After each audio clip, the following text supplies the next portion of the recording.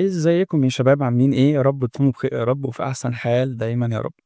انا عياد احمد سنين 25 شرقية، والنهاردة تبقى اول سيشن اللي هي السيشن الاكسبيرمنتال للكورس بتاع البايو لسنة تانية دفعة 27 2025 26 صح 2025 26.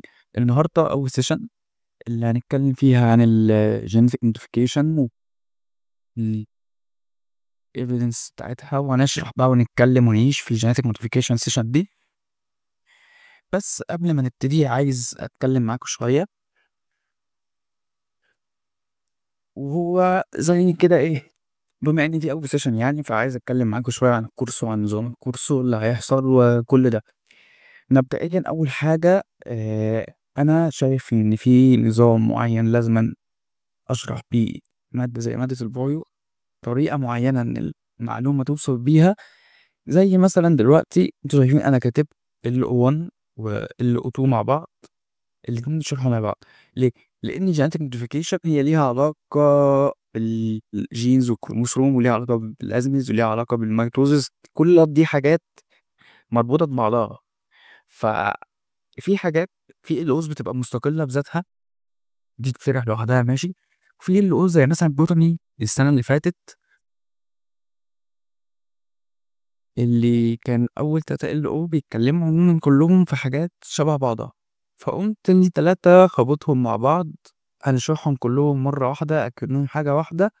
وغطينا كل حاجة الحمد لله وانتوا بنفسكم كنتوا شفتوا الفيديوز وشفتوا التست بانك وشفتوا الدنيا كانت لذيذة ازاي وبسيطة وجميلة يعني خالص الحمد لله. فبالنسبة لنظام الكورس، هو زي ما قلت لكم، انا شايف ان في طريقة معينة للشرح والسرد بتاع البايو بالذات، عشان المعلومة توصل لك وتبقى فاهم أكتر ما أنت حافظ، أو مش أكتر ما أنت حافظ عشان ما نضحكش على بعض، تبقى فاهم زي ما أنت حافظ. في حفظ وفي فهم. أنت تبقى فاهم المعلومة عشان مثلا يعني كده كده أنت كاستمر في الأول وفي الآخر امتحانك لازم يجي فيه كام سؤال تعجيزي كده، 4 5 بالكتير أوي، يعني ممكن يبقوا 3 وممكن ما يجيش. فعشان الأسئلة التعجيزية دي أنت تتعامل معاها، يعني لازم مثلا أنا شايف إن إحنا بنمشي بنظام الإيه، الاستبعاد عامة. ده احسن حاجه انا بلجأ لها لما بلاقي في سؤال عطلان معايا. طالما انا فاهم كونسبت، وطالما انا عارف السؤال اللي قدامي ده بيتكلم في انهي نقطه، حتى لو انا مش عارف اجابته بعد ما قرأت الاختيارات وقعدت افكر، فهمشي بقى بحته انا على حسب فهمي، ابتدي ان انا استبعد اجابات انا شايف انها ممكن اصلا ما يبقاش ليها علاقه بالموضوع. فالباوربوينت عامه بيبقى فيه كلام دسم من كل حاجه، وانا هبقى بشرح معاكم وبكلمكم، والدنيا تبقى لذيذه يعني. انا بحضر منين مثلا؟ ده سؤال ممكن يبقى شاغلكوا. انا بحضر من فيديوز على اليوتيوب، ومن باوربوينتس بتاع كامبل، ومن كامبل نفسه ساعات بشوف كده الدنيا فيها ايه. بس ريسي الباوربوينت هو كامبل حرفيا، وانا اتاكدت لنفسي من كذا شابتر، والسنه اللي فاتت وانا شغال معاكم برضه كنت ببص، هو نفس الحاجه، وفي مذاكرتي برضه. فانا بحضر من الباوربوينت بتاع كامبل مع كام فيديو على اليوتيوب كده، وكام فايل كده وشكنات وبتاع، وفي الاخر بطلع بالفايل اللي انا بشرح منه، او الحاجة اللي أنا بشرح لكم منها يعني. الكورس هيبقى 4 سيشنات في الشهر، كل سيشن حوالي ساعة ونص ساعتين، ومعاها سيشن حل بتاعتها.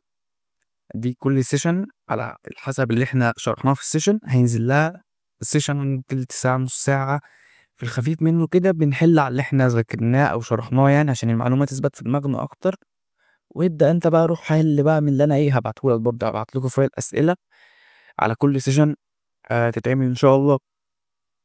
طيب، بالنسبة للسعر احنا زي ما قلنا هو هيبقى 150، بس أول شهر هيبقى ب120 بس، عشان كده كده أول سيشن تبقى نازلة فري. وأنا كنت قلت في السيشن اللي هي التعريفية بتاعة الكورس، إنه في زي دي كده أنا عامله طول السنة كل شهر، إنك لو 1+9 تاخد الكورس 120. يعني إيه 1+9؟ أنت أهو 9 من صحابك تجمعوا بعضكم كده وتاخدوا الكورس 120. فلا هنلغي ده بقى كله، نلغي ب9 دي بالذات ونخليها 4 عادي، يعني توتال 5. انتوا 4 من صحابك، انا شايف 9 كتير يعني، حسيتها كتير. فهخليها 4 بدل 5. طيب وايه تاني يا عم اياد؟ ايه تاني اللي هم ذكرني؟ اه بالنسبة للمكان اللي هيترفع عليه السيشنات هتبقى جوه الكلاس روم، زي ما انا قلت برضو في السيشن تعريفي هيترفع عليها كل سيشن هتتشرح هيترفع عليها السيشن بالبي دي اف بتاعها بفيديو الحل وكل حاجة. والسيشن هتبقى تنزل كل حد يوم الحد لحد كده اهو لحد الساعة 6، 6 بالليل أكيد مش 6 الصبح. تبقوا لسه إيه طالعين من المدرسة فريش كده في أول أسبوع. طيب في بقى دلوقتي في دماغي فكرة زي إيه، فكرة مجنونة كده. إيه إن شاء الله، بس دي يعني هطبقها لما يبقى في معايا على الأقل على الأقل خالص بتاع 30 40 مثلا واحد كده معايا في الشهر على الجروب يعني بتاعي. ده كده كده في جروب اللي هو الدiscussion والاناونسمنت الاتنين مفتوحين للكل، وموجود لينكهم في الديسكريبشن. جروب مفتوح للكل، واللي عايز اي حاجه يسالني وانا معاكو. مش معنى ان انا عملت كورس فانا خلاص استغنيت عن الرجاله، يعني ده انا اللي بدات معاكو الشغل بتاعي كده وانتوا عارفيني. فلو حد يحتاج حاجه برضه بيبعت على الجروب يسال عادي، وانا لو قدرت ارد هرد. وبس بالنسبه بقى لجروبات كل شهر، فالممبرز اللي هيشتركوا في الفورم بتاعت الشهر هدخلهم الجروب بتاع الشهر بتاعهم. فعلى الاقل لو لقيت معايا 30 40 واحد، انا بفكر في اخر الشهر ده كده هيكون في شرح 4 سيشنات. ال4 سيشنات دول هعمل عليهم زي كويز كده او امتحان 50 سؤال في 5 دقايق. ده مجنون يا عم اياد، ايه 50 سؤال في 5 دقايق دي؟ هنعملها ازاي؟ علشان انا مش هبقى شغال في سنتر، يعتبر انا شغال معاكم اونلاين فانا مش مراقب كل واحد فيكم. السنتر الحوار خفيف وشايفكم قدامي وانتوا بتحلوا، بس انا دلوقتي مش شايفكم. وعشان يعني العدل والانصاف ان ما يبقاش في واحد مثلا مذاكر فعلا واتظلم ومش عارف ايه. آه 50 سؤال في 5 دقايق، 50 كلهم سهلين محتاجين واحد بس فتح السيشن واتفرج وفهم وذاكر، بس مش اكتر من كده. مش هعجز لك في الاسئله، هم 50 سؤال سهلين موت يعني. طب يعني الكويز او الامتحان ده في الاخر قصاده ايه؟ قصاده ايه ده؟ بص كده كده اهو. قصاده ان الاول هياخد خصم 100% على الشهر اللي بعديه، يعني من الاخر ببلاش. والتاني هياخد خصم 50%. التالت هياخد خصم 25% على الشهر اللي بعديه. وهكذا بقى كل شهر. بس يعني عشان ما يبقاش مثلا معايا 10 بس او 20 والاقي الحوار في الضيق منه، فلا، من بداية 30 40 ممبر كده ولحد واحنا طالعين ان شاء الله نوصل 100 200 ونبقى جمهورية البيولوجيا كده يعني ان شاء الله. لما نوصل للعدد ده هيبقى كل شهر في امتحان، لو 50 في 5 ده. واعلى درجة زي ما قلت لكم تاخد 100% الشهر اللي بعديه، والتاني 50 والتاني 25. اظن كده الدنيا خفيفة، الدنيا واضحة، الدنيا لذيذة. وان شاء الله هعمل لكم برضو كتب في كل الدفعات. عامة انا هشتغل السنة دي دفعة تانية واولى، السنة دي مش هشتغل تالتة، بس السنة الجاية بقى معاك وابقى شغال تالتة. اللي حابب يكمل، اللي مش حابب براحته برضو. المهم في الاخر شوف المكان اللي انت تقدر تطلع منه بالمعلومة او مش المعلومة، بالطريقة اللي انت تفهم بيها المعلومة. المهم ان انت تبقى ملم بالدنيا وبتاع، وده اللي انا بحاول اعمله. بما ان انا حرفيا لسه طالع طازة. فانا هحاول يعني، انا لسه الحمد لله المعلومات معايا وانا بحضر كنت عارف ان دي كانت علينا ودي لا وفاكر والله السيشنات وهي بتتشرح والمدرسين هم عندنا في الفصل وهم بيشرحوا. انا فاكر الدنيا فيها ايه وفاكر الامتحانات وكل ده. ف بديكوا المعلومة اللي انتوا محتاجينها، مش هتحتاجوا تكتروا. رغم ان برضه في ناس يعني بتحب السيلف ليرنينج وبتحب انها تدور بنفسها. ما عنديش مشكلة، ممكن بعد السيشن تطلع تدور تشوف كام فيديو تاني، أو تكتفي بالفيديو بس. هو الفيديو إن شاء الله يبقى كفاية وهنحل كتير قوي. البايو عايزة حل، مش زي الماس انت مجرد انك فهمت ممكن لو جالك مسألة تفكر فتجيبها. انما البايو محتاجة حل كتير، فانت تشوف اشكال كتير للسؤال واشكال كتير للمعلومة فتقدر انك تتعامل مع الدنيا يعني. بس فنسمي الله بقى كده. بسم الله نبتدي في موضوعنا اللي قلنا هنتكلم عن الجينيتك موديفايد اورجانيزم، الجي ام او، beneficial characteristics بتاعتها وال consequences وال evidences، دول النهارده اللي هناخدهم. والباقيين بقى ايه السيشن الجاية او البورت الجاية، او لو احتاجت بورت تالت برضو هنعمل تالتة برضو، مش مشكلة، الدنيا معانا زي الفل، وهنخلص المنهج في السريع منه كمان ان شاء الله يعني. فنسمي الله كده بقى، بسم الله. الجينيتك موديفايد اورجانيزم او الجي ام او، ايه هو الكلمة دي يعني؟ ايه هي الجينيتك موديفايد اورجانيزم دي؟ بصوا، هي حكاية كده طويلة من زمان قوي. هي اسمها جينيتك موديفيكيشن، اللي هي الايه جي ام، جينيتك موديفيكيشن، او بيسموها برضو جينيتك انجينيرنج، الاتنين واحد. وكمان بيحبوا اكتر يقولوا جينيتك انجينيرنج، بس احنا عندنا في المنهج بتاعنا بنقول جينيتك موديفيكيشن، فاوكي جينيتك موديفيكيشن. بس لو جابها لك في الامتحان وقال لك جينيتك انجينيرنج ما تتخضش، هي نفس المعنى كل حاجه. الجينيتك موديفيكيشن دوت آه بدأ من حوالي مثلا من 100 سنة من دلوقتي، من نص القرن العشرين كده.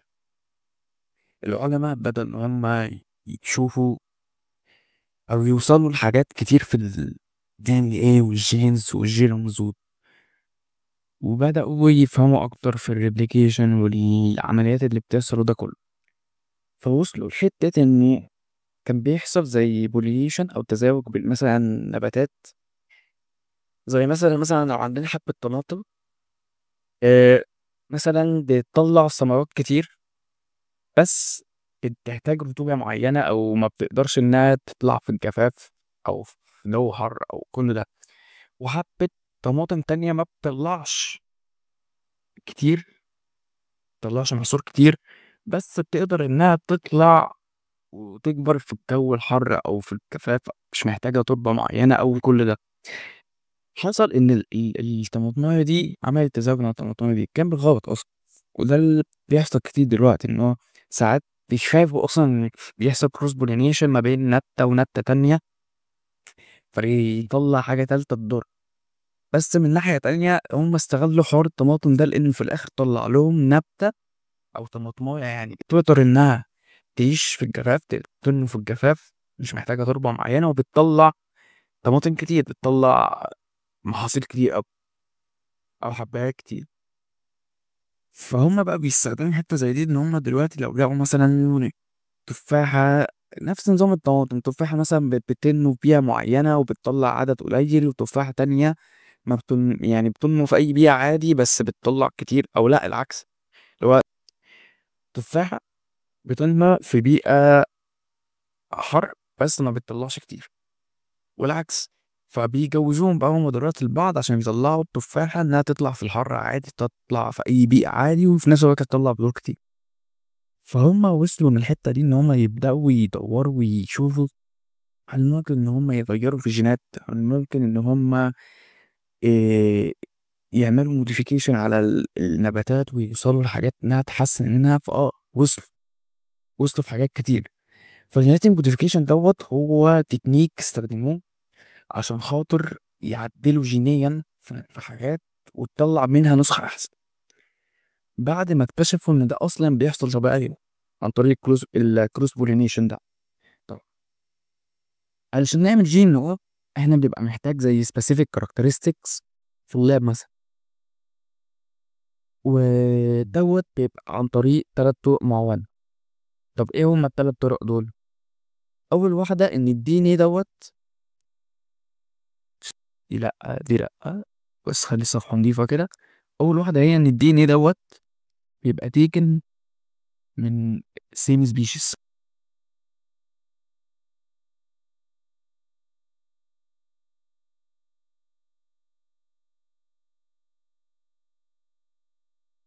يعني الدي ان ايه اللي هم عدلوا بيه في حاجة، مثلا يعني مثلا حبة ذرة جابوا دي ان ايه من حبة ذرة تانية، بس ليها مواصفات هم عايزين يحطوها في الذرة دي.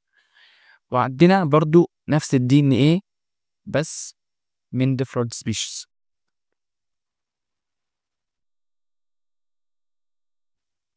او دي ان ايه اتعمل في اللاب، اتصنع في اللاب عادي جدا. طب هل الجينيتك موديفيكيشن ديت هي اصلا كامله، يعني كومبليت كده حاجه سيف 100%. لا، هم اصلا جيناتيك موديفيكيشن او جيناتيك انجينيرنج كانوا في الاول بيخافوا جدا من الالرجيك ريزلتس، او اللي هو الحساسيه. طب ده ليه؟ لو حد كان لسه مذاكر او لسه فاكر يعني منهج سنه اولى، لو افتكرته او لو فاكرين لما كنا بنتكلم عن ميتوزس، كان بيحصل انه لما بيحصل زي ميتيشن او جين يدخل بدل جين او حاجه زي كده، بتعمل طفره كده تقوم مسببه لنا ايه؟ الكانسر، صح؟ فهم كانوا خايفين من حاجه زي كده. بس الحاجات دي كانت بتتم عليها تجارب كتير قوي قبل ما يصدروا حاجه يقول انها جيناتيك موديفيكيشن او جيناتيك موديفايد اورجانيزم و100% ده سيف. والامثله كتير قدام هتيجي معانا دلوقتي. قبل ما نخش في الامثله، احنا عايزين نعرف حبه تكنيكس كده بيتم ان احنا بنعملهم عشان خاطر نعمل موديفيكيشن للجينوم. الجينوم ده اللي هو كونسيست من كل حاجه، الدي ان ايه والجينز وكل حاجه. الجينوم ده اللي هو التريت الاساسيه. فعندنا الاجروبكتيريا ميدييتد، وعندنا الجين تارجتنج، وعندنا الجينوم اديت. طب ايه دي وايه دي في دي؟ الاجروبكتيريا ميدييتد ديت يا جماعه هي حرفيا بيبقى في بكتيريا بياخدوا منها جين معين ويقوموا حاطينها في الجهاز اللي هم عايزين يحطوا عليه الموديفيكيشن ده، وبيخش في اي حته. فعلموها كده الاجروبكتيريا ماكي ديت، يعني عشوائيه راندوم، مش بيبقوا متارجتين مكان معين، على عكس الجين تارجتنج وهو اللي من اسمه شارح نفسه يبقى في سيلكتد ريجونز، بيبقوا عارفين ان هم هيحطوا الدي ان ايه الفلاني في المكان الفلاني، وبيعتمدوا على بروسيس اسمها الهومولوجيس ريكومباينيشن. يعني ايه؟ الخليه بيبقى جواها دي ان ايه، الخليه اهي جواها دي ان ايه بتاعها، فهم بيدخلوا دي ان ايه جديد نيو في الحاجات الجديده اللي هم حطوها فيه، بس مشابه للخليه الاصليه. فلما بيخش الخليه بقى ايه؟ زي ايه؟ عبيطه. فبيضحك عليها بقى وتفتكر ان الدي ان الجديد ده هو القديم، فبتقوم مدخلاه بدل القديم وتطلعه. هو ده الجين تارجت، وحقنينه في مكان معين، مش راندوم زي الاجروبكتيريا ميدييتد بيبقوا جايبين الجين من البكتيريا وبيحطوه في اي حته. الجينوم اديتنج بقى هو زيه زي الجين تارجتنج، بس الحته اللي تفرق ان هما بيستخدموا انزيمز عشان خاطر يغيروا من دي ان اي سيكونس جوه الخليه ذات نفسه. يعني هما برضو مش راندوم برضو، هم اللي محددين المكان اللي هيشتغل عليه، بس عن طريق استخدام انزيمز. زي مثلا في انزيم اسمه السي ار اي اس بي ار. ده يعني مش مهم، يعني ده مجرد مثال للانزيم اللي بيستخدموه حاجات زي كده. بس عارفين برضو نبقى فاهمين حاجة كده، وهي إن الجينوم، ولا خلينا فوق الصفحة نسهي بقى. جينوم يقدر إنه تشينج ناتشورالي. يعني إيه؟ مش إحنا كنا بناخد سنة أولى إنه في عملية اسمها الميتوزيس أو تكاثر الخلايا عامة، إذا كان بالميوزيس أو بالميتوزيس انقسام الخلية. فأي انقسام بيحصل بيؤدي لو لتغيير بسيط جدا في الجينات او في الدي ان ايه، يعني مش في الجينات، الدي ان ايه. ابسط مثال نقدر نتكلم فيه هو دلوقتي انت مامتك وباباك وانت، هل انت شبه مامتك 100% او باباك 100%؟ لا، بس انت واخد برضه جيناتك من معظم جيناتك، ومعظم الدي ان ايه اللي جواك هو جاي من والدك ووالدتك، بس كل حاجه او كل شخص له اللي يميزه عن التاني. فدي تغيرات، دي تعتبر تشينج، فدي تعتبر موديفيكيشن، بس هي حصلت ناتشرالي. زي سبحان الله كده، لما في 8 مليار بني آدم أو أكتر كمان، وتلاقي لكل واحد فيه بصمة صباع مختلفة عن التاني، فدي يعتبر برضه نوتيفيكيشن أو تغيير.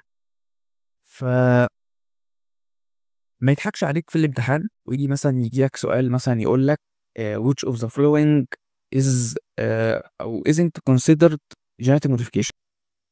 يجي يقول لك مثلا عندك لما الأورجانيزم ميتس ميل وفيميل، يعني المثال اللي لسه قايله، فيطلع اوف سبرينج، والاوف سبرينج دوت هياخد من الدي ان ايه بتاع الميل والفيميل ومامته وباباه يعني، بس هيبقى فيه حبة تغيرات. هل ده جيناتيك موديفيكيشن؟ لا. اي حاجة تحصل ناتشورالي يبقى هي مش جي ام او، مش جيناتيك موديفيكيشن. الجيناتيك موديفيكيشن شرط من شروطها الأساسية انه يبقى تدخل الإنسان. عندنا حاجة تانية برضو اللي هي الميوتيشن،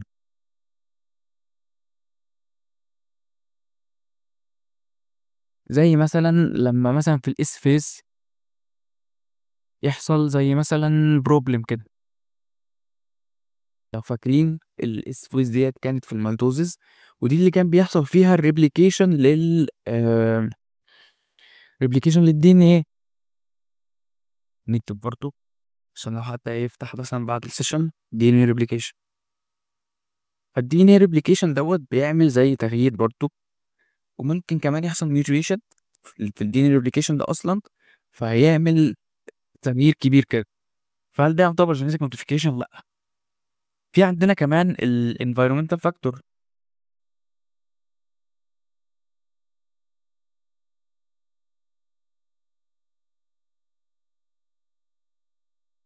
زي مثلا الالترا فايولوت راديشن، اليو في راديشن.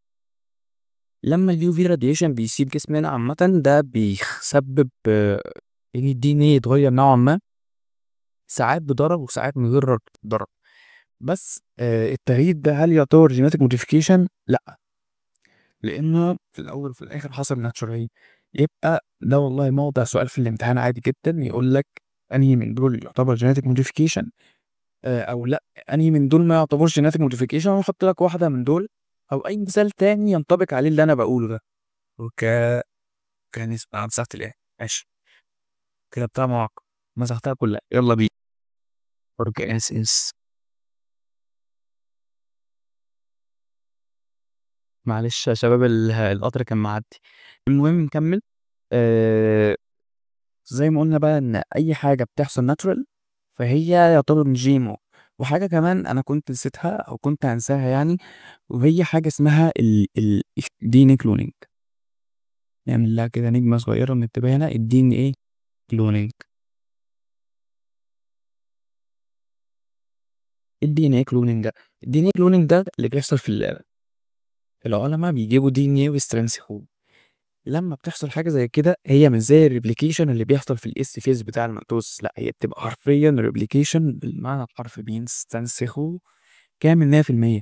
فدي برضو ما تعتبرش جيناتيك موديفيكيشن، لان اصلا ما حصلش موديفيكيشن، مفيش تغيير حصل. فاهمين؟ فعشان كده الدي ان ايه كلونينج برضو ما بيعتبرش جيناتيك موديفيكيشن رغم انه حصل عن طريق تدخل بشري، بس هو ما حصلش فيه تغيير اساسا.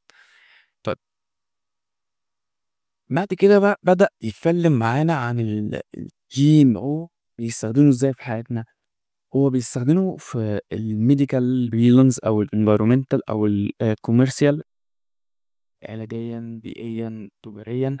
على سبيل المثال مثلا عندنا الوايت مشروم، احنا عارفين كلنا المشروم الابيض. المشروم الابيض دوت طبيعيا بيسود بسرعه.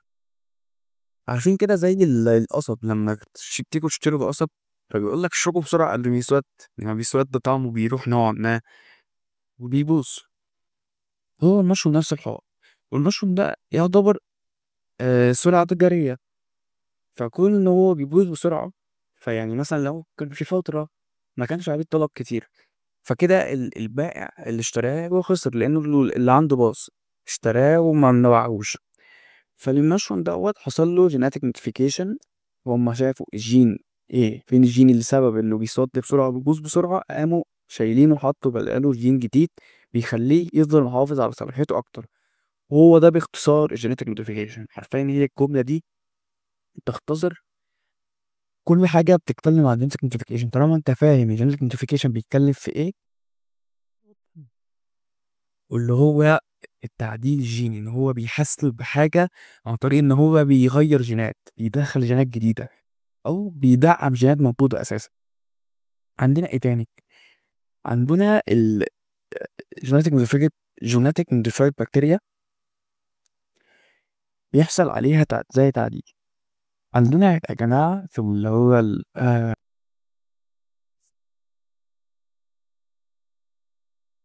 في المرضى الدايابيتس 1 اللي هو السكر، ده بيبقى في الأغلب أو يعني سببه إن البنكرياس مش قادر إنه ينتج خلايا الأنسولين أو بينتجها بكمية قليلة أوي.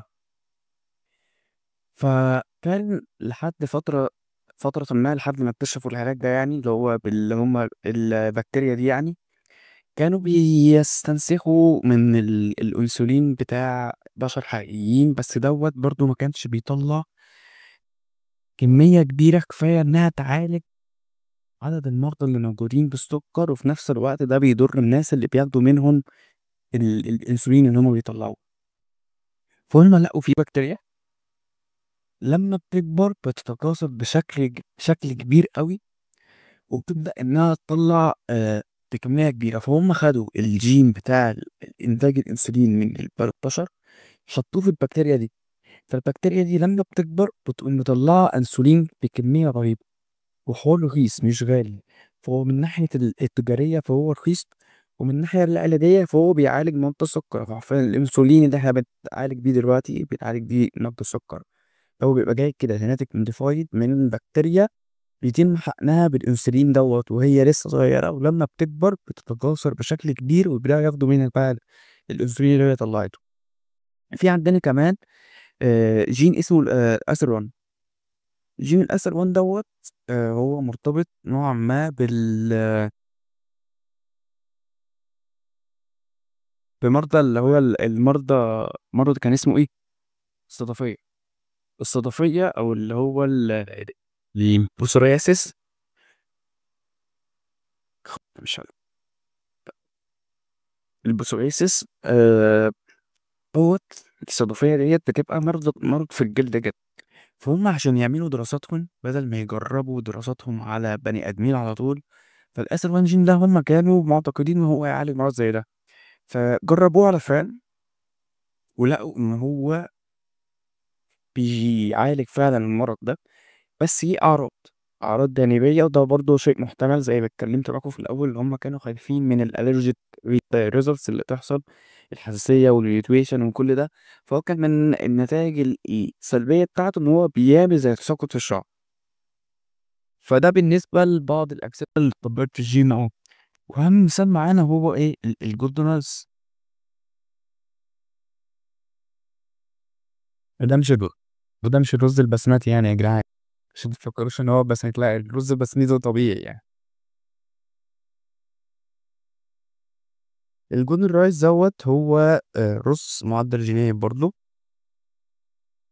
آه، فايدته الكبرى ان هو آه، بيغذي، او ان هو النيوتريشن.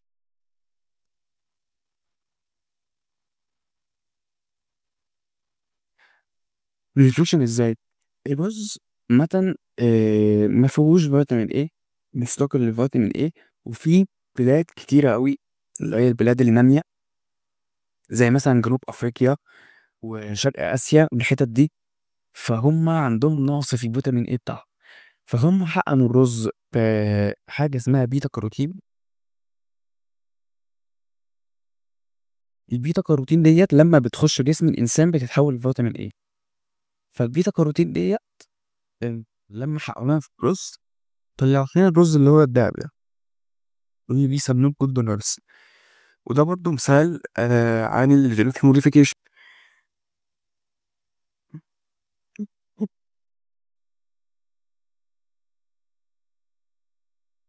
فالجينيتك موديفيكيشن بقى زي ما قلنا ان هو يعتبر حرفيا لعب في الجينات، بيدخلوا جين مكان جين، بيضيفوا جين جديد اصلا. هما بيبقوا محتاجين ان هما يضيفوه عشان خاطر يكسبوا او يكسبوا النبتة ديت او الكائن ده او ايا كان حاجة معينة يحسنوا بيها او يطلعوا بيها منتج جديد هما احسن من اللي موجود. زي مثلا دلوقتي عندنا سؤال ماشي بيتكلم عن الفوائد بتاعة الجي ام اوز، هو اللي بيتكلم عندنا في البلانتس تحديدا. هو الجي ام او عندنا في المنهج بيتكلم بشكل اكبر على البلانت،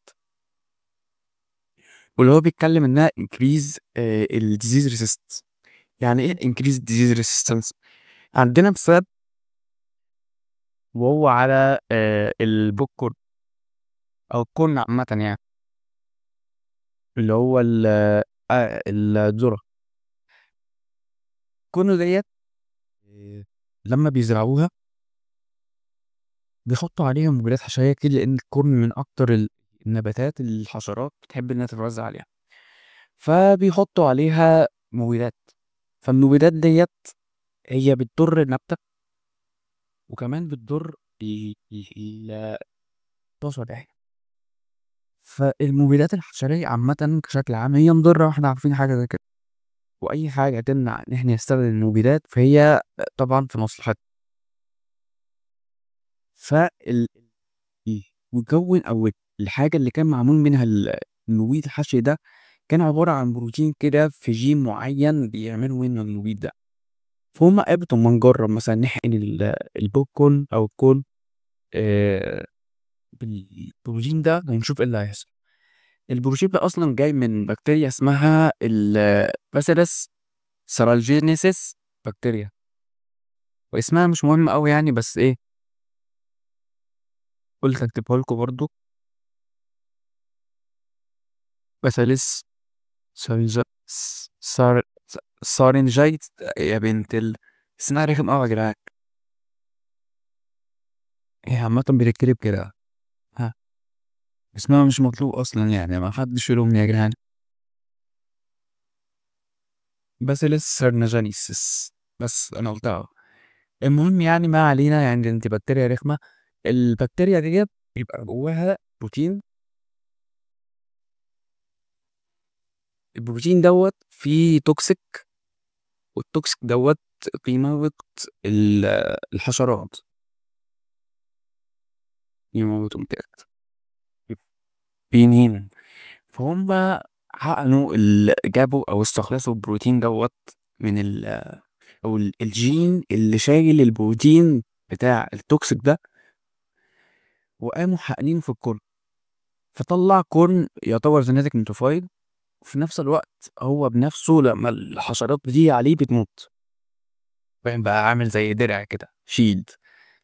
فما بقيناش محتاجين ان احنا نحط مبيدات حشرية عليه، ودوت بيوفر طبعا في سعر بقى ان احنا نعمل المبيدات الحشرية وصحيا وانفيرومنتال وكل حاجة. ف... فبدأوا بقى يطبقوا كل ده على باقي النباتات. مش كل النباتات ينفع انك تحط فيها جينات، لان زي ما قلنا، هو انا ما قلتش حاجة زي كده، بس قلت حاجة زيها. يعني في جينات لما بتخش جوه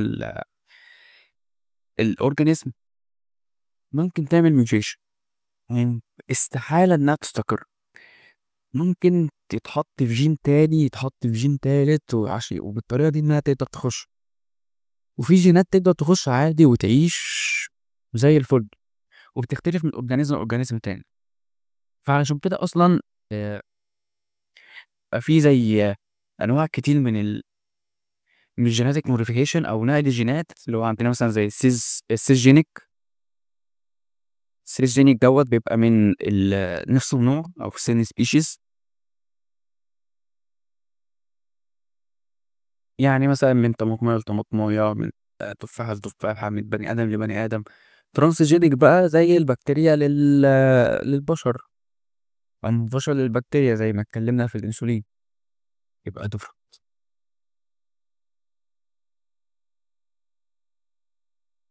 فنرجع هنا بقى، هو زي ما قلنا بيتكلم ان البلانتس اللي هم جينيتيك موديفايد يبقى عندها انكريز للديزيز ريسيستنس، علشان هم زي ما قلنا بنحط جواهم البروتين بتاع البكتيريا، او بنحقن البكتيريا دي في السويل. بس دي طريقه مش بيستخدموها قوي يعني، هم بياخدوا الجين اللي بيصنع البروتين اللي بيصنع التوكسيك دوت اللي بيطرد الحشرات دي، ياخدوه يحطوه جوه النبته.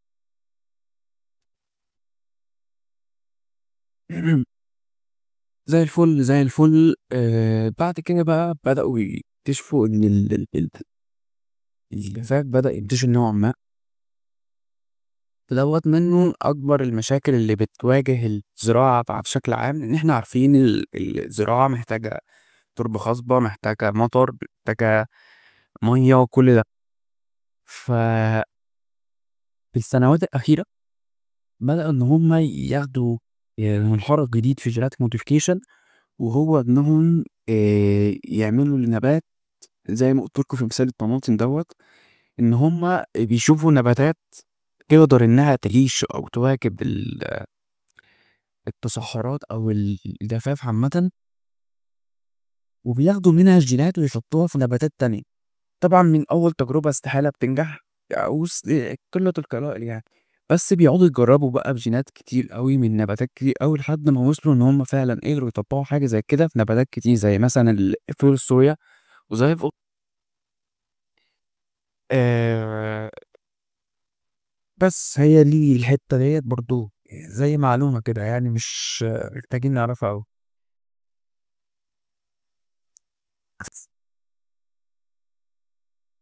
في السلايد دي بقى هو بيوضح أكتر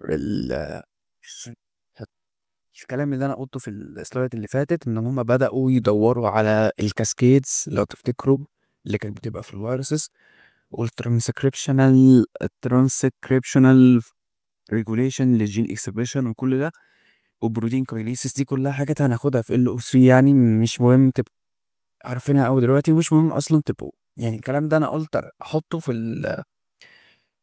البي دي اف بس للي حابب يعرف المعلومه الزياده اللي انت ممكن تروح تدور عليها بره يعني.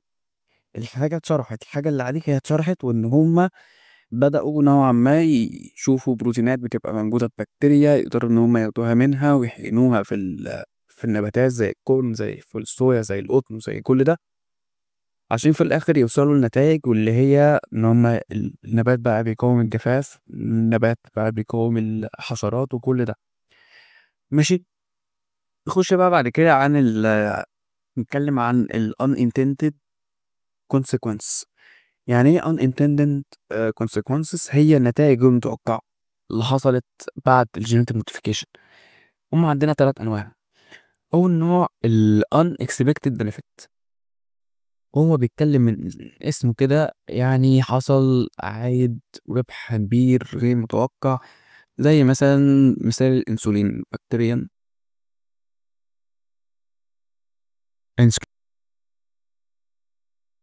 حرفيا ايه الطريقة دي كانت عملت زي طفرة في علاج الدايابيتس، لانه حرفيا علاج الدايابيتس كان صعب قوي، ما بيقدروش ان هم ينتجوا كمية الانسولين الكافية انها تعالج مرضى السكر على حوالين الارض يعني.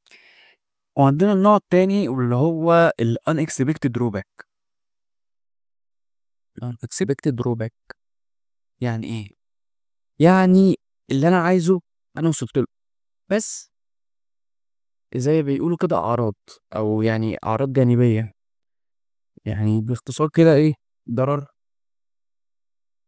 ضرر عايزك ضرر، ضرر غير متوقع.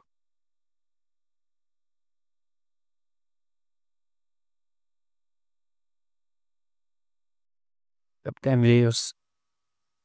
التكنولوجيا دي صعبة أوي يا جدعان، مش عارفين نكتب غير الطاقة. لا إله إلا الله. هيك بس خالص.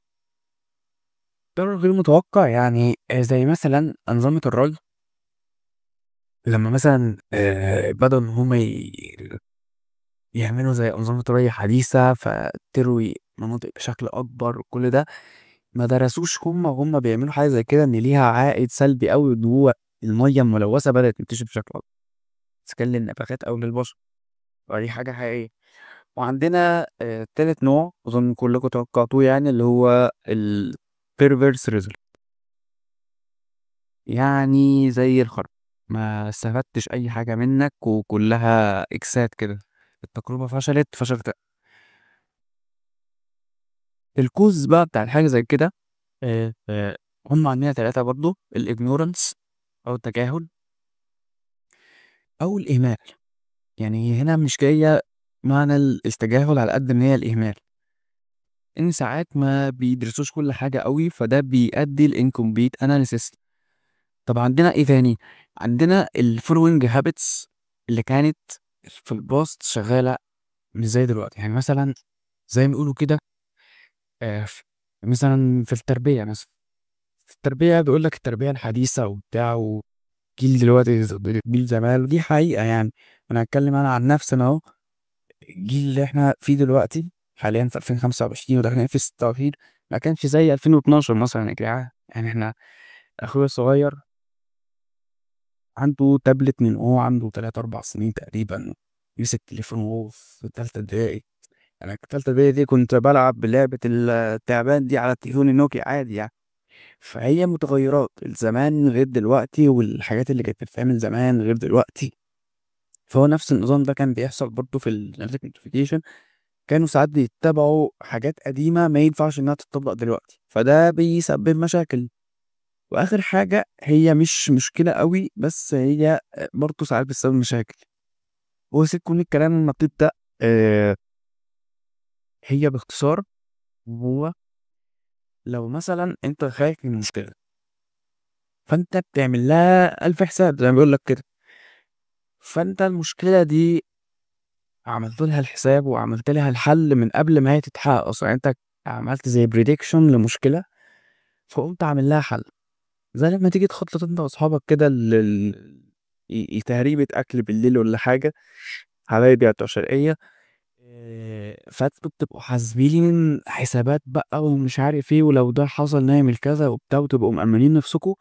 في الاخر لو الدنيا مشيت بيس والمشكلة ما حصلتش، فيجي يقول لك بقى طب ما كانش لازم ان كل اللي احنا عملناه ده، ما فيش مشكلة حصلت اصلا. فده بيهيج زي ايه في الجينات الموديفيكيشن بقى، يهيج الشعب على العالم او بتاع. يعني مثلا حصل في سنة كام مش فاكر بالظبط، بس كان مثلا في مرض منتشر اللي هو بالهارسيا، اللي هو بيجي من الترعة ده، الدودة دي اللي بتخش في جسم الإنسان. آه، كان في دولة برضه مش فاكر ايه بالظبط، يعني مش مهم، مثال قوي، هو مثال توضيحي ان هو مثلا عملوا زي حملات توعية وكانوا بيحقنوه بمصل وحاجات وكده. في الاخر المرض ما انتشرش اساسا. فهم قعدوا يقولوا كان ليه بقى الدوشه، وليه قعدتوا تحقنونا وحملات ومش عارف ايه. في الاخر ما حصلتش مشكله اصلا. بس لو بصينا واقعيا، اللي ما خلاش المشكله دي تحصل اصلا ان هم خدوا احترازات اللازم في الاول. بس هو ده باختصار النقطه الثالثه. ومن الاخر ان هم الخوف الزايد من المشكله، فعملوا لها حل من قبل ما تحصل، فالمشكله ما حصلتش من الاخر يعني. نخش بقى على الايفيدنس بيزد ديبيت اون جي ام او، اللي هما الإثباتات بقى اللي وصلوا لها في الآخر، المميزات وعيوب كل ده. إيه، نتكلم عن المميزات بتاعت الجي ام او. دي كلها حاجات أصلا احنا قلناها، احنا بنعيد تاني، بنتذكر الدنيا مع بعض. واللي هو بيتكلم فيها عن الجينيتك موديفيكيشن ده، مثلا في نبتة زي الأبل.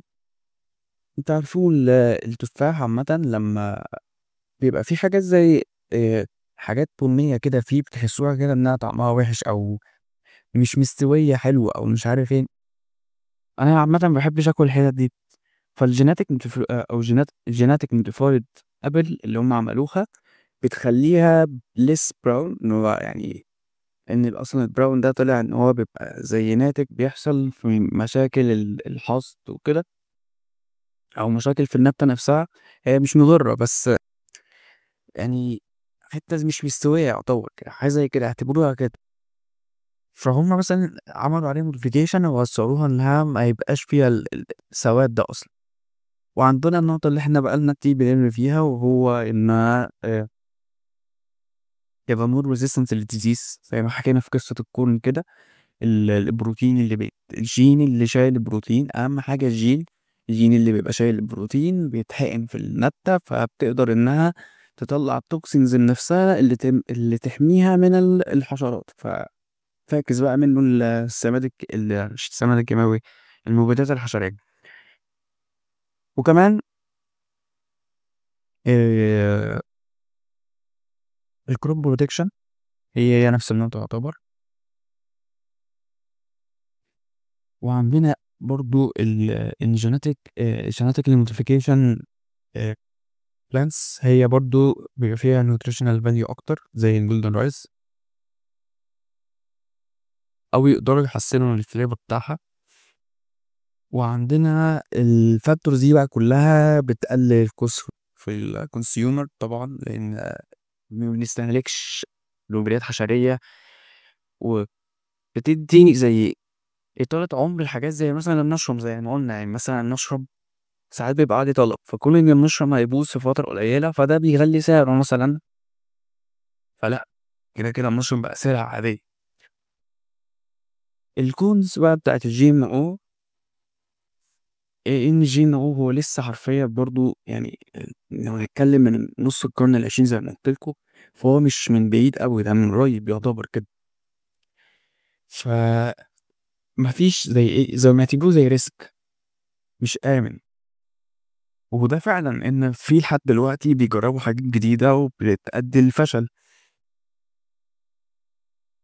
و بس هو ده حرفيا، دي النقطة بتاعت الجي ان او ككوينز. حرفيا الجي ام او مفيهوش عيوب قد ان هو حرفيا ريسك، بس ان هو لو في حاجة فيها خلل، يعني حاجة ما تمش انها تتجرب بنسبة 100% ونزلت في الأسواق، والخلل ده اكتشفوه بعد ما نزلت في الأسواق، فهي دي المشكلة بتاعت الجي ام او، لأن هو مش مضمون. عشان خاطر النقطة واللي هي زي ما قلنا عليها، اللي هي الالرجيك رياكشنز. الالرجيك رياكشنز واللي هي بتسبب الكانسر في الاخر، مثلا الميوتيشن في الدي ان ايه او في الريبليكيشن بتاع الخلايا عامة بيسبب كانسر في الاخر. بس حاليا يعني اللي هي الامريكان كانسر سوسايتي ايا كان، يعني بتحبوا تنطقوها ازاي، الاي سي اس، صرحت وقالت انه ما فيش اي ايفيدنس باي خطر، باي مفيش اي ايفيدنس بان في اي خطر باي حاجه من اللي بيتم انها تنزل في الاسواق او يتم انها تتباع يعني في الاسواق. وكل ده، كل حاجه بيتم انها تجربتها كتير ويتم عليها كل حاجه، فكل حاجه سليمه 100%. هو الريسك الوحيد من الجينات الموديفيكيشن هو انها قصدي العيب الوحيد ان هو في ريسك، ده ممكن يحصل زي خلل او ميوتيشن زي ما احنا قلنا كده. الجيم كروبس، جينات موديفيكيشن كروبس بقى، والهيومن هيلث، هو بيكلمنا برضه في نفس الكلام، ان هي دلوقتي موديفاي كروبس انها تقدر انها تمبروف الهيومن نيوتريشنال سترانس، سيرتين بروتينز فيتامين وكاينز زي الجولدن زي ما قلنا. وكمان بيقدروا يعملوا كروبس اللي هي ما فيهاش التوكسينز، فيزودوا لها التوكسين اللي يخليها انها تحارب الانسكتس.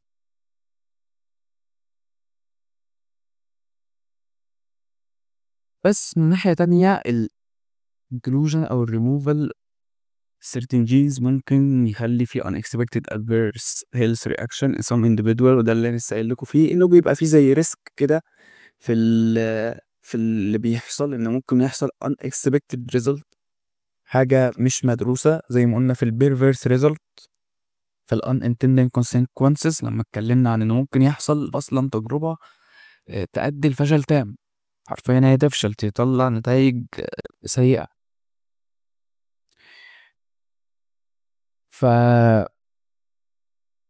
علشان كده الجيناتيك موديفايد كروبس هي يعتبر بين البنين، بس تميل اكتر انها بقت كويسه لان بيتم تجربتها كتير، فكل حاجه لحد دلوقتي في الاسواق هي سليمه، زي الكوتون، زي فول الصويا، زي الجولدن رايس، وكل ده. كمان برضو عايزين نبقى فاهمين حاجه كده، وهو الفرق بين الاوت كروسنج والكونتامينيشن. يعني ايه؟ عندنا الاوت كروسنج دوت يعني تزاوج.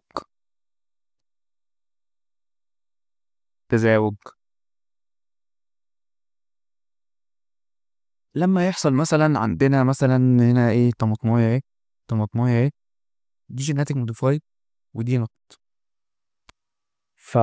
اللقاح عامة هو يعني ساعات بيحصل غصب عننا كبشر، يعني غصب عن العلماء بقى اللي هم بيبقوا جايين من الدنيا دي، وممكن واحدة تعمل أوكروس مع التانية فيطلعوا حاجة تالتة تبوظ الدنيا. فده برضو ريسك، يعني ممكن لو محدش خد باله يحصل تزاوج بين الاتنين دول فيطلعوا حاجة بايظة خالص يعني. الفرق بقى بين الأوكروس إن الكونتامينيشن،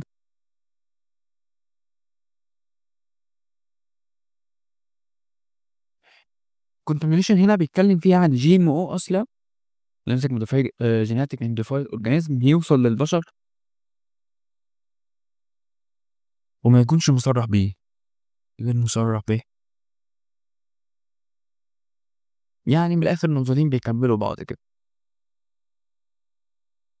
الجينيتك موديفايد جروبس والايكونوميك كونسيكونس بقى في الآخر بيتكلمنا إن الجينيتك موديفايد جروبس بتنكلود جينز إنها تديلهم الفرصة إن هم يكبروا في وايد رينج من الانفايرومنت زي الدروت والفروست وإنها تقدر تقاوم الجفاف يعني. الآخر ده اللي احنا قلناه من شوية، إنه في نباتات بيتم إن هو بيتضاف فيها جين تقدر إنها تخليها تقاوم حرارة، تقاوم البيئة الفلانية وكل ده. وكمان بيبروديوس جريتر ييلز، يعني كوس بيجرو لارجر وفاستر زي ما حكيت لكم في قصة التفاح في الأول، والطماطم، الطماطمية الحلوة والتفاحة الحلوة برضه.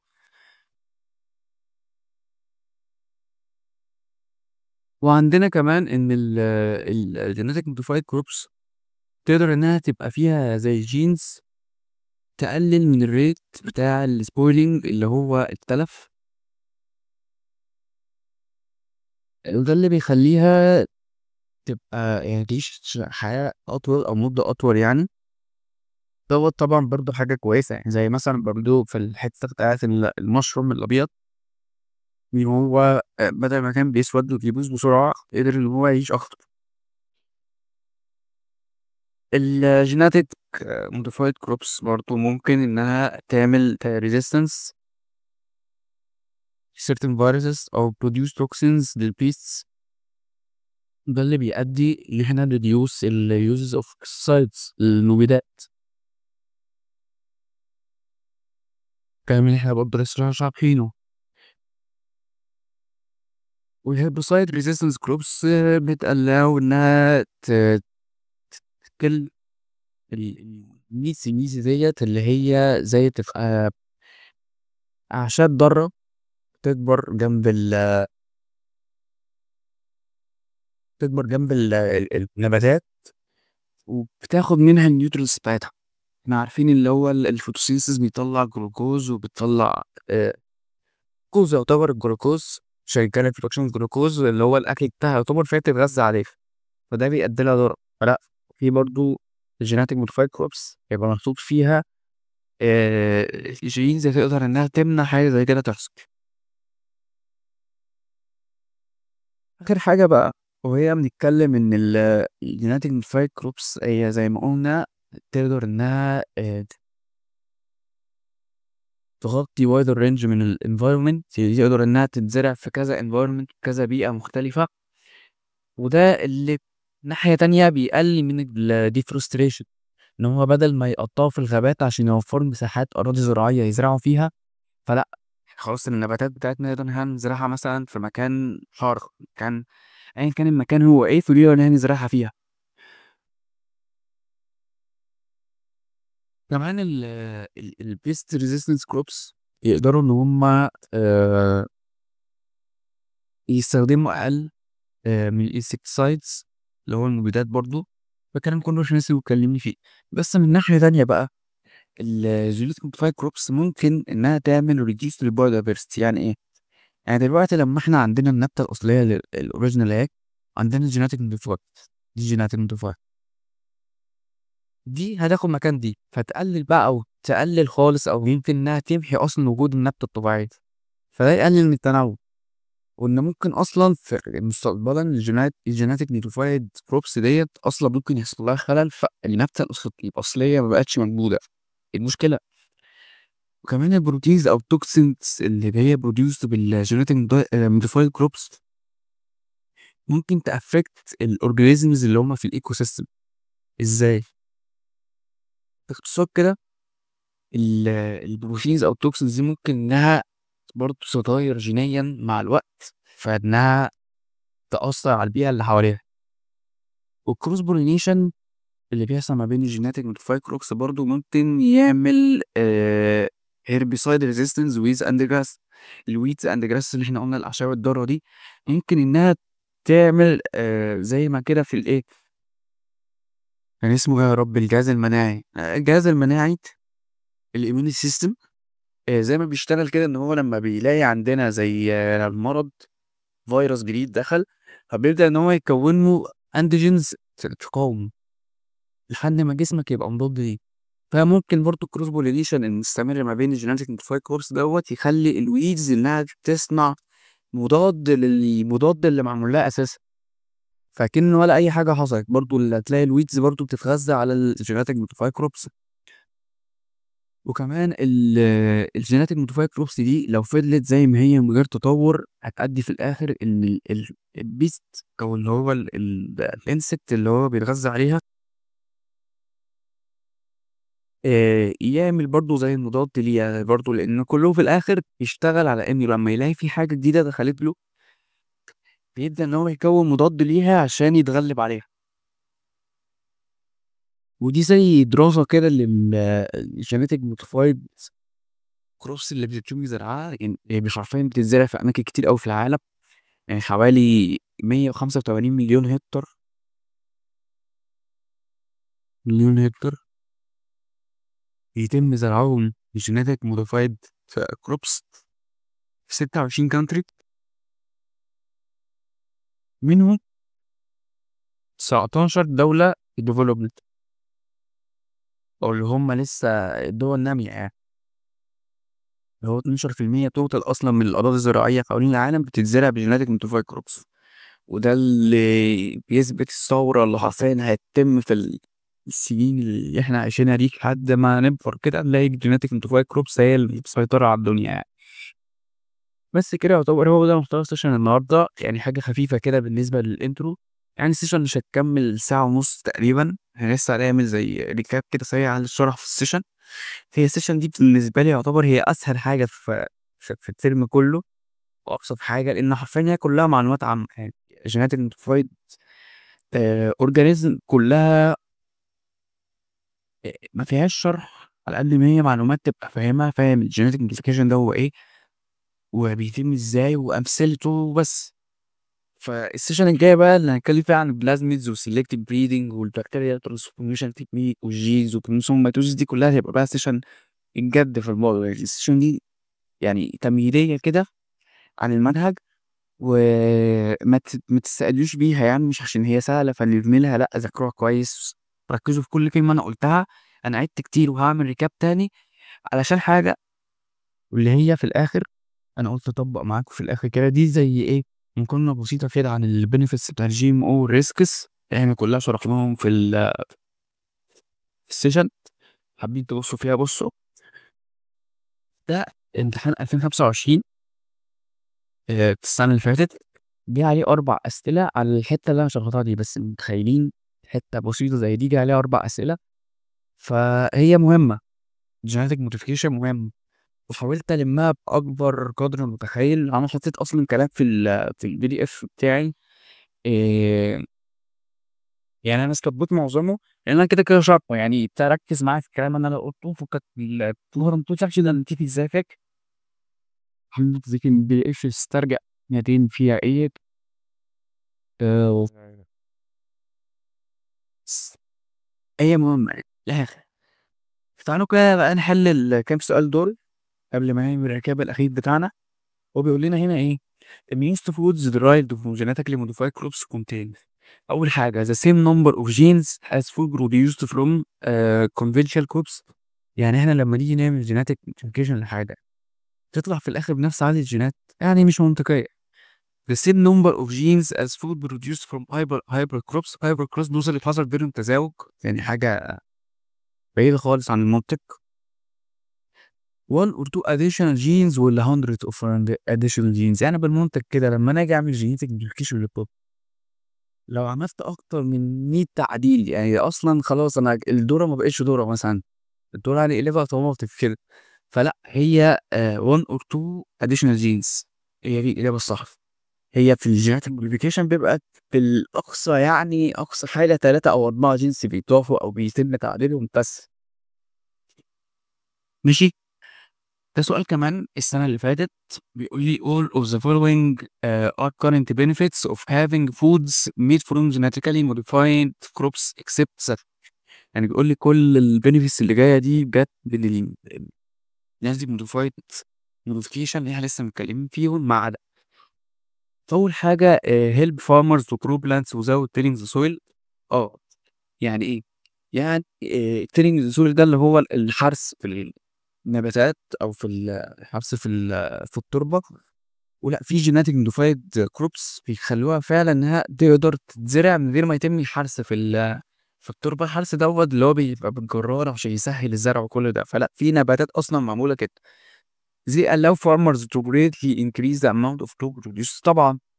They improve farm profitability and make some farmers job easier. بتزوّد من النفع، بتخلّي الدنيا أسهل. يبقى كده ما اتبقاش معانا غير الimprove the nutritional quality of foods. هو فيها يعني ديّة في منها زي ما قُلنا الgolden rice. بس الهدف الأساسي من الgenetic modification على النباتات وكده مش إن هو يحسّن من الاستفادة بتاعتها كnutrition، مش إنها تحقق تغذية، لأ إنها تسهّل الدنيا وتوفّر في حاجات كتير.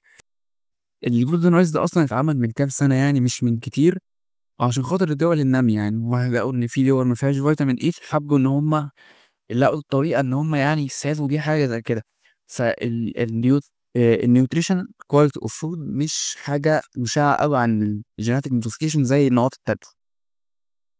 سؤال كمان برضه معانا بيتكلم هو في الgenetic engineering. بيقول لي يعني genetic engineering involves the indirect modification of organisms DNA. جملة تانية بيقول فيها genetic engineering can be used to create genetically modified living organisms. يقول لي أنهي صح وأنهي غلط. طب تاني جملة دي كده إحنا متأكدين إنها صح، إن genetic engineering زي ما قُلت لكم genetic engineering هي modification بتعمل genetic modified organism. طب الgenetic engineering improve indirect manipulation يعني حقن غير مباشر. لأ هو بيبقى مباشر، بيبقى بطريقة مباشرة direct إن هو أنا بادخّل gene في المكان المعين بطريقة مباشرة، وباعمل تعديل على gene بطريقة معينة بطريقة مباشرة. يبقى كده أول جملة غلط وتاني جملة هي اللي صح. طيب بعد كده بيقول لي what effect does eating genetically modified foods on your genes. ايه الإفكت اللي لما بتاكل مثلا GM fruit في الجين بتاعك مثلا بيخلي الجينز بتاعتك بتويت؟ لأ. بيخلي الجينز بتاعتك absorb excess جينز؟ لأ. هي ما عندهاش أي إفكت زي ما قلت. هو كل الجينات الموديفايد جروبس اللي في السوق دلوقتي ملهاش أي إفكت وآمنة 100%. عشان كده الحوار في تطور يعني الحوار شايفين إن هو جايب همّه يعني فشغالين بيه وما فيش أي ضرر لحد دلوقتي. بس كده يعتبر إحنا خلّصنا. آخر حاجة بقى نعمل زي recap كده سريع على كل اللي إحنا شرحناه في الsession دي. إحنا اتكلمنا عن الgenetic modification. genetic modification اللي هو الgenetic engineering اللي هو باختصار بنعدّل الجينات عن طريق إن إحنا بندخّل جين جديد أو بيبقى في جين موجود أساسًا إحنا بنكون معدّلين فيه. واتكلمنا على كذا طريقة زي إن إحنا بناخد جينات من البشر نحطها في البكتيريا. البكتيريا دي بتكبر مطلعة لنا الجينات دي فإحنا هناخدها تاني زي الأنسولين.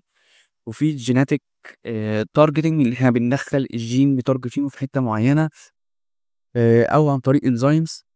وإن إحنا في بقى كذا نوع زي مثلا أو كذا مثال يعني زي مثلا المشروم. اتكلمنا عن المشروم إن هو بيسود وبيبوظ بسرعة. فلأ عملوا genetic modification فيه خلّوه إن هو حطّوا فيه gene بيخلّيه لأ ما يسودش بسرعة.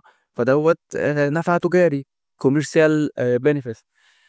و مثلا يشبوا يعملوا تجارب مثلا على امراض زي الصدفيه اللي اتكلمنا عليها، ده مرض بيدي.